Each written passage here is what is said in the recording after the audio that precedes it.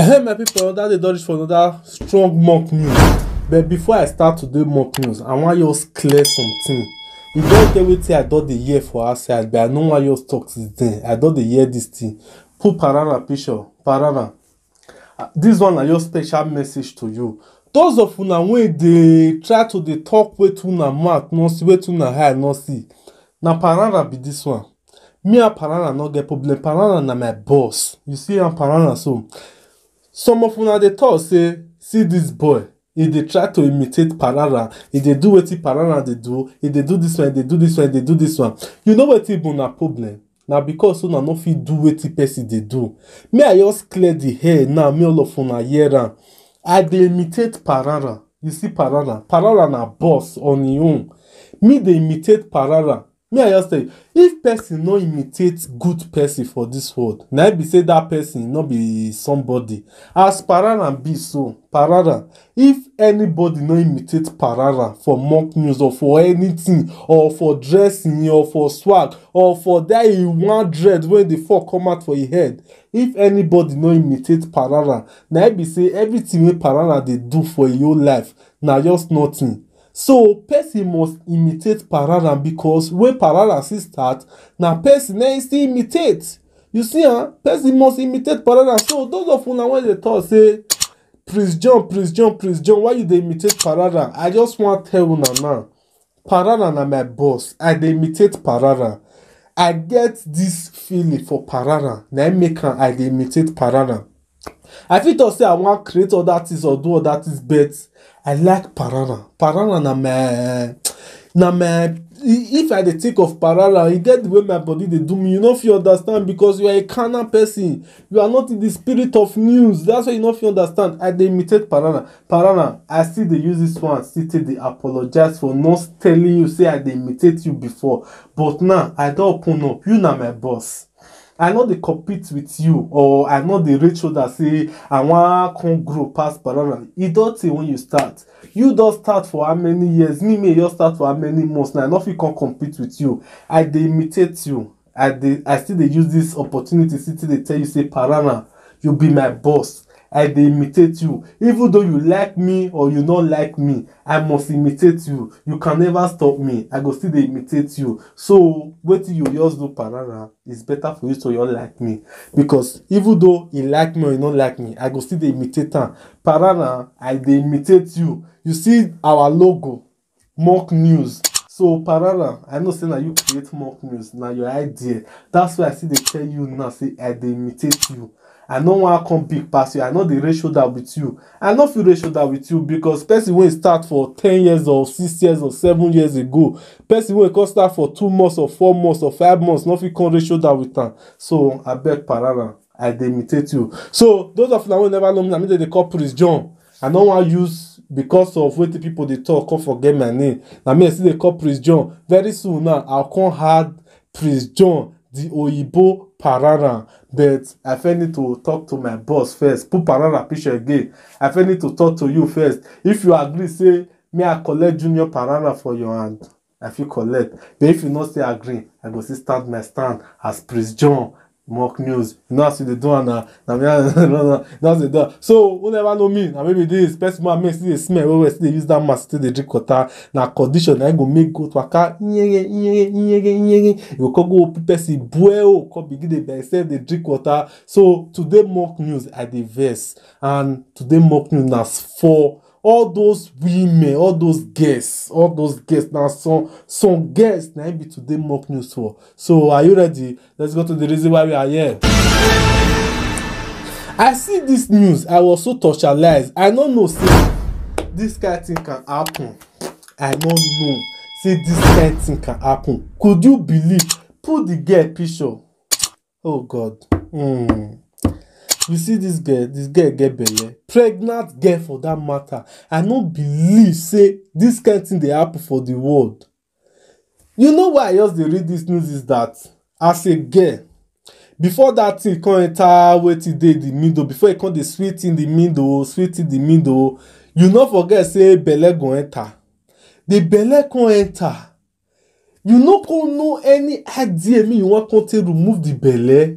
You can't say na hammer. You want hammer wetin God put for inside you hammer. Oh God.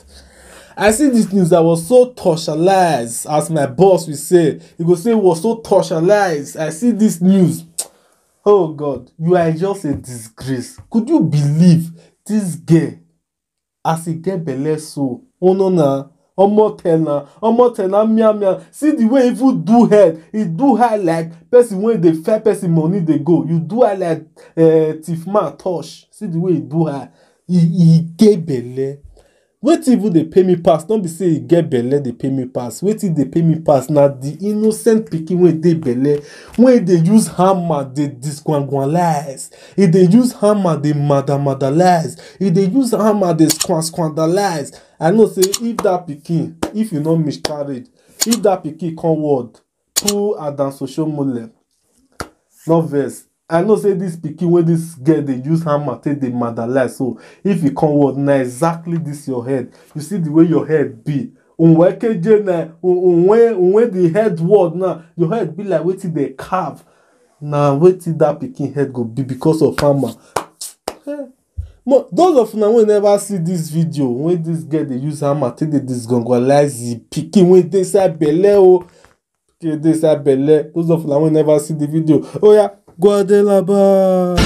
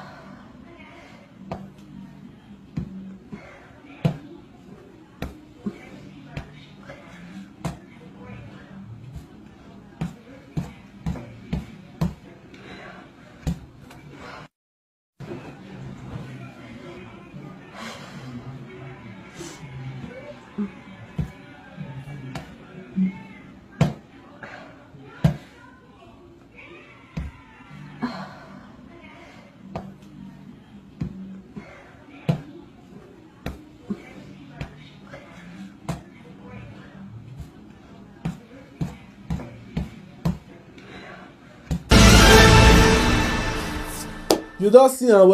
You don't see what I dey talk about. You don't see am. Oh God, now only God na go your help you. Only God.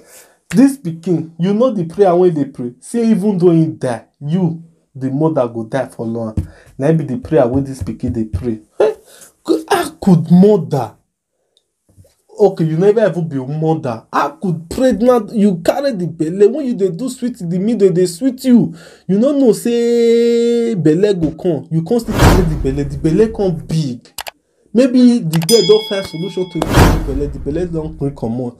Na come hammer. Wetin we not go see for social media these days? Wetin we not go see? You all remain small thing. Hammer. Now it can be abortion. Hammer. We'll go straight to the next news. For Europe, and they always dey talk for not be Africa or for outside country. All those pikin when they born for outside country, and they always like their vaccination. Poor our Shema. See the boy verse.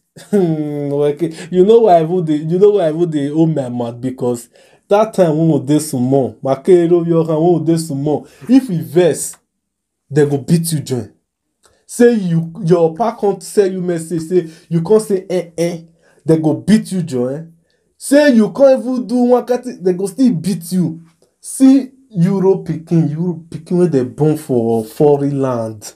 See their vaccination. If they vest, if vaccination okay at home, the vaccination go dey sweet. Vaccination go dey sweet you to the vest. If they vest, see vaccination. If vest, na come full stuff.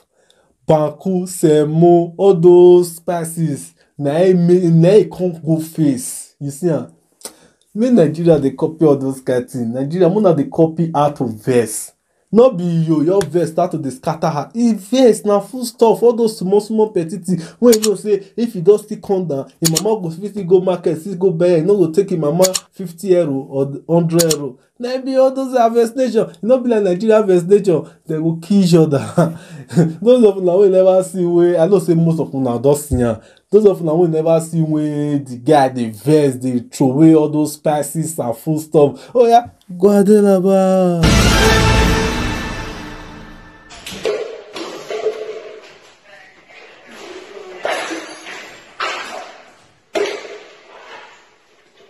Chidera. Madam, what's happen? What happened? I just did because since they ignore me, they go, they come back. You understand? So this Sunday, you just come.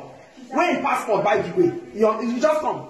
I dey eat in the afternoon. As usual, I call and say, come up to do what you don't come. I leave them. I finish our prayer. The mass what they do. So he can't come. He need my P21. He need my my passport. He need my. He just needs some few things. I know even talk. I know even answer. You understand? Baby, one want to talk. You understand? Can you stop right now? Baby, come. Baby, come. Don't go there. Don't go there. Baby, come. Leave on. Come by yourself. Leave on. Don't go there, may not go enjoy yourself. Don't go there because broken things they are not good there. You understand?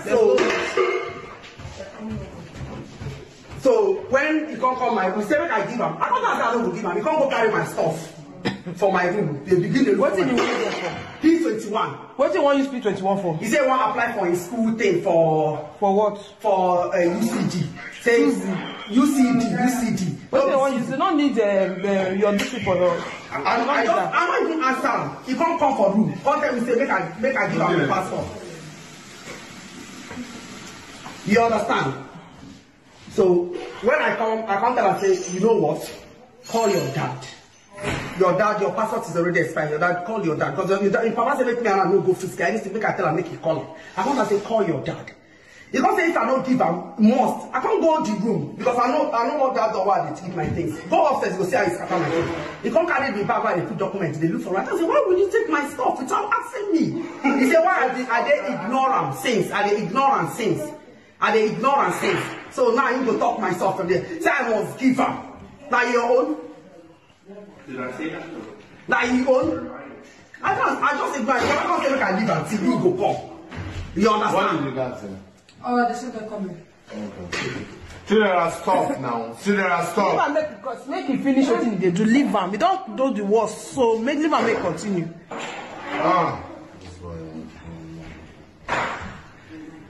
The guy can't come. The only guy can't come. So me and I come. They can't seize my car key, seize my phone. For waiting. I say give me my phone. Now they will come. They say if I know, I can't. Me and I come. They drive the thing. I can't collect my car key, collect my phone for him.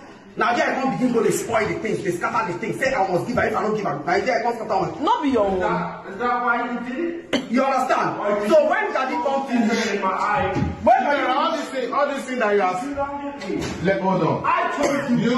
That's why I came here. Break stuff. That's why I came here. That's why I came here for you to come and talk to me. Stuff. So now All these things that you are breaking down. Okay, will you come and talk to me?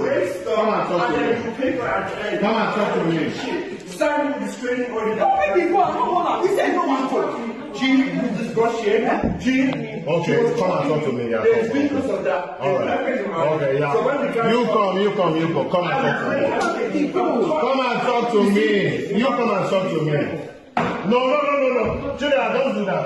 See. Come. Julia, come. I promise you, come. I promise you something. I promise you something. Come on. Leave her now. Make you not go hurt yourself. I beg, call your husband, make you leave her. You don't do the work. You don't do the work. You don't do Which one you want to do? What you want to do? You want to smash my phone. You want to smash the TV? You know I love you. Everybody don't love you. Can you talk to me? You know I love you. You know that, right? I've been saying this for so long. You know I love you. You know that, right? No. What have you been saying for so long? You don't see verse nation, so you see verse nation now. If you want verse could they hungry you to verse because if you vex now to throw away food stuff, all those kind things. But this kind of vexation, don't go try for Nigeria. If you vex, go throw away your pot of soup.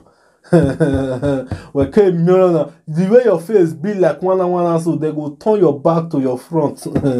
Now only Europe you feel this kind of vexation. Don't go try for Africa. See you want face this kind of vexation, you go see fire. Let's go to the next news. This one a special message to people when you go hold telephone for you. You hold your handy, you go hold your handset, you go press Facebook for money tonight. Facebook no go produce one thing. This one a special business for those people when sabi the whole phone and they get fans and you feel market your business online. This one are online buying and selling. You go buy something for online, you go create, you go buy. The way you take buy, the more you dey buy, the more you dey get benefit, and the more you still take contact people, the more you dey get benefit. Put our super mother, our mama, put this woman dey do Mary Kay wala ke makeup. Those of una when they make up well, and since when you dey make up, they never even born my father. Since when you dey make up never give you 1 naira. This one is your chance to make money with that makeup. When you dey make up, eyelashes, eyebrow, mouth paint, and everything, everything under makeup. This one is your chance to make money under that makeup. Put our mama name be this woman now. Just contact this phone number, me dey my back. Now contact this woman. If you know say you be lover of makeup, you be lover of eyebrow, all those boy, I not be woman, I not feel know everything. You know say you be lover of makeup, contact this woman. He go put you through how to make money for that makeup online. That makeup, some girls some girls they can buy makeup. They feed the buy like 5 cups for 1 month. You know go even use the reach they use. Contact this woman. This one is your chance. You go still they do your makeup things and you go still they make money. We can make it online. You go still they make money. Just contact this woman. If you contact this woman, you even see the picture, you see the logo. They don't verify this woman, a verified member. Contact this woman for your makeup and anything you want to do. If you want to do boy about makeup and you want to make money, contact this woman. Call her. As you dey call her, he go put you through. He go register you. As he register you on that, and the more you dey buy and the more you dey invite person, they come the business. The more you dey make your own money. Not just come the makeup for Facebook. Facebook not they give you any money. Go do this business now. As you dey watch me, go contact this woman. Do this business. The way you dey buy makeup and you see the carry people they come. Now so those city they increase your gain. Now so you see they make money for the industry. No. Contact this woman. Those of them may never know. Makeup now don't they give money. If you never know, contact this woman. Chap. Oh yeah. Let's go to the next news. For Enugu, not be sumo kasala boss. Not be sumo kasala between husband and wife and ass girl. 10 years old ass girl. Put their 2 picture. Una do her like the vultures of the spirit world now. See the one I do it. They don't know say na una wicked part. You see all these people, the way they wicked ass girl. I dey always dey talk am. To get ass girl not be by force. If you know say you no feel certified as girl, no need to carry ass girl. How could you give ass girl wetin you know say you no go fit do? On this thing they vex me. I dey always dey see this news, but they vex me. Today I just want to read this news about this girl. How could you treat somebody picking like this? 10 years old. No be say the girl don't even grow now. 10 years old girl, then they treat like this. I see this video. I was speechless. I was madless. I was babyless. I was bitterless because of this video. How could somebody, because of house girl, you send her this, you go give her like work, make they go give the whole world. You go give only one small pikin wey they do. You go dey side room, they go miliki. Miliki, you go say ask girl, make ask girl they do everything. Nah, that one no reach you now. The husband use press the iron, take press the ass girl belly, And you use nail, you want shook, you want remove the house girl skull so that the skull go dey, go misalize. You want remove the house girl skull. This one is wickedness against humanity. This one is wickedness, big wickedness. That be this. Huh? I just so much thank God say they don't arrest them. They dey under police custody, and even the house girl, government don't give the house girl scholarship, take care of the house girl, take care of the girl and the parents, because the parents they not get father, he more than a widow with 4 children, so government don't take care of them. But the pain when this girl pass through is still torturalized. Those of you now will never see the video when these two mad goats, these two amia, they disgongwa the ask them when they use their mouth, they confess. Oh yeah, Guadelaba.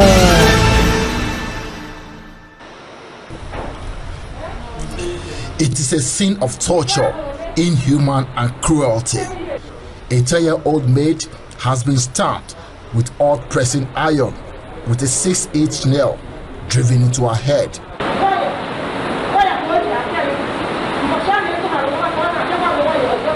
The incident that got the attention of the state government and the coalition of civil society organizations who are now calling for justice for the daughter of a widow with 4 children. We frown so much against that story because we heard the child is only but 10, which means she really cannot take decisions for herself. Parading the suspects, the commissioner of police narrates the incident that led to the arrest of the couple, who was later arraigned at a magistrate court. While these people ungodly maltreated that child, used nail on her head, put pepper in her private part. A mild drama ensued between the duo as the couple openly accused themselves of complicity before the state police commissioner.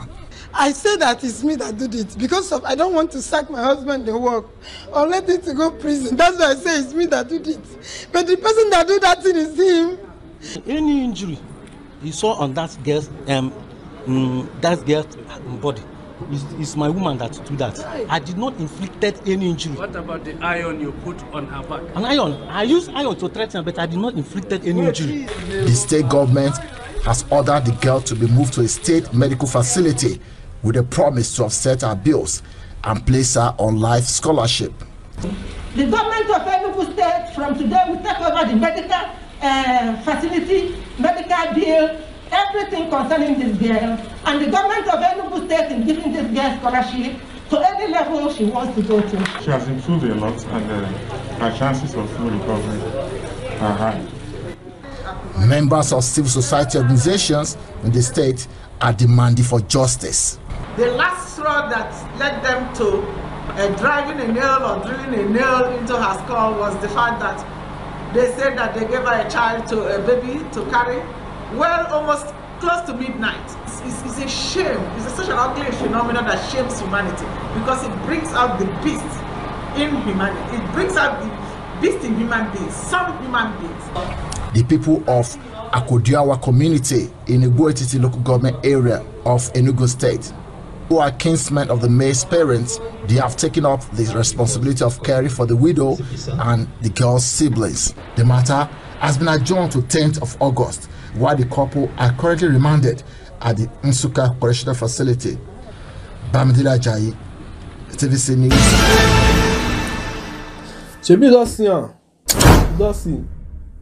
All those kind of people know you're good for country. Now all those kind of people they go just disgwangwan come up for country, say make they just give them, or make they just send them go inside bush, make they just go the clear forest. Now go just good for una sentence or say just go or more go inside desert, go the park sand. Now go just good for una sentence because una not even deserve prison. Una can deserve a prison, una not deserve anything as prison. Una not deserve. Una just deserve forest. Make they all go the park sand for forest. Now na just deserve for desert. Desert. Make they go the park sand. Now na deserve. We'll go straight to the next news. And they always they talk and say one day God light go shine enter Nigeria. Una no know. Una some of una dey talk say Prince John, wetin Prince John dey talk. Some of una dey talk say may go sleep, may go do this one. Just watch. Just put white background. Just put snow background first. And a snow background be this. You see, ever since most things wey dey happen for Nigeria, if una reach check the background, where for the start na Lagos. If things wan happen, if you go check am, most celebrities before where they dey start to dey make money na Lagos. Na there for the start. Now, the sea of Lagos and the sea of Nigeria, God don see am say e don too much. E don too much. Wetin God wan do for history na snow. Na God cause say konoke pesin make go wipe away una sin because una too sin. Una too sin. Nigeria too sin. They get bad leader, bad politician, bad this one, bad that one, bad that one. Funali expert this one, that one, rape this for only one country. No bad thing. May you your measure or your by close your eye, you talk one bad thing. Will never happen for that Nigeria country. And most of them, their source now for Lagos, now for start. I know say most of people go talk against this news, but truth is bitter. But let us say the truth. That's why God can't send this snow. No okay, white people una sin don too much and the don too black like charcoal. So this snow now is available. Those of una wey know so na dey sin well. This snow now is available now to wipe away na sin. For record, na snow dey fall for Nigeria. You suppose even ask yourself, say, why it dey happen? Why snow this time? Record, why snow this time? So those of una wey never watch the video about the snow, oh yeah, go Adelaba.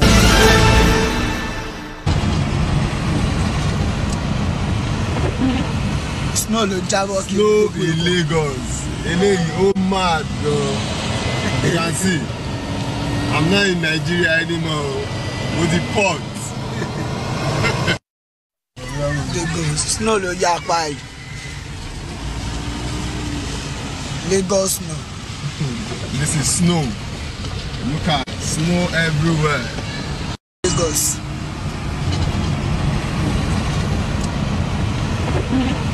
Snow lo Maybe just so that you know talk say Prince John too they do. Well, beg you don't use your two naked eye. Your eye when you not even wear pants. You don't use and see am. You don't see am. So make una bring una sin down. The next thing wey go fall for Lagos again, maybe go be fire. That time it go be fire for fire. Now on your own. So let's go to the next news. This one a special message to all those people when they shop Asolo. Una know the way that they call Asolo. Those of una may not know what be Asolo. May I explain now? Asolo na that meat. Mostly na Calabar people na they cook am. All those Calabar men. They'll come put am for bicycle. The bicycle get the way they'll take build the front. Fire, they'll come put some more fire for under. They'll come put the bowl. They'll come put different type of meat. You know, we even know which kind of meat. Some dog, some you know, we even know which kind of meat they inside. They go just put different kind of meat for inside. They'll come put 2 pig for one side. For your own, to your call the man, come. I don't first eat, and that's why I know how to explain and give una so. You call the man, just they used to pick, take the pick and one. As you they pick and the man go stand now to go they discuss. They go they cut and you they pick and one, pick and one. This one a special message to una may like a solo going una like a solo. Put their bucky picture. See their bucky be this one. For una to they eat a solo. Una don't know what they take cook their solo. There now make me even they shoot this video now. All those are solo meal and they eat. Most of them are human being. You don't eat human being, you don't know. If no be say they catch this aboki now when he confess say na human being until they do this solo meat. One are they solo, okay, solo, you solo the air, you don't even solo the eat test that solo the brain chop. You don't know say na human being solo. Those of now when they solo. If you even see so, their hand now so they can't be when they say they hold the 2 pig. Even they talk to you for street, say go be like say they want solo your hair come on.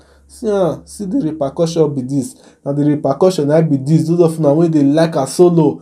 Those of them may never see the video when they are booking confessing a human being till they cook their solo meat. Oh yeah, go ahead là-bas. Where you for cook? Where you for cook? Where you for cook? You know the top. Where you for cook? Keep quiet. Where the head? Where the head? Where the head? Where the head?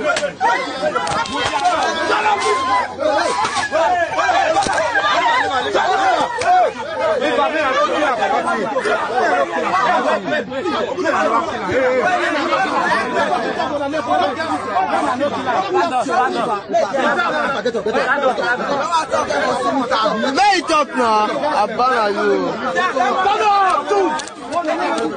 Stand up! Let's not get them.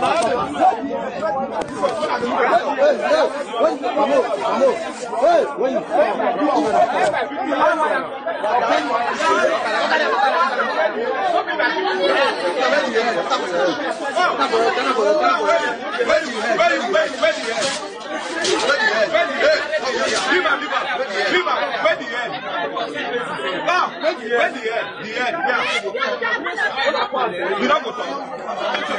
Where the head? Who kill her? Okay, where did be this? Who kill her? Where did be this? Who kill her? Who kill her?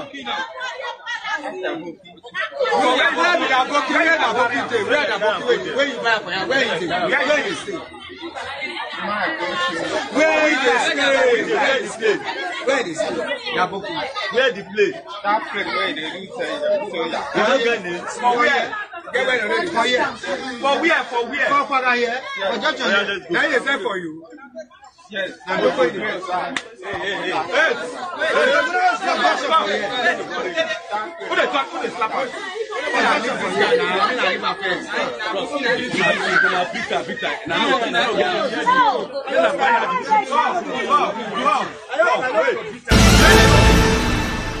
Shebi don see am. Before I even dey think say na Calabar people even dey sell this as solo meat because wetin we know as solo meat that time na dog meat. But Makenege Funa Liesmen they don even start the solo meat. So those people wanna dey kidnap for village. Una go kill them, una come still sell them. People of the community, you see wetin even funny me pass. They go kidnap person for the community, they go kill am, they go come butcher am, come do am as pepper soup. Even the person brother go come still buy am as meat chop. Oh God, Nigeria. No wonder can never just end for Nigeria. Wonder shall never just end. Different things that they come for Nigeria. Next one. We'll go straight to the next news.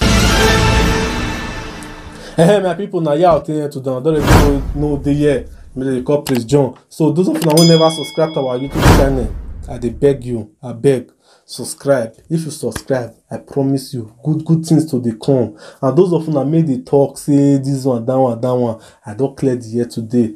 Now my boss, Parara, that still be my boss. So when I subscribe to our YouTube channel, we see you next time.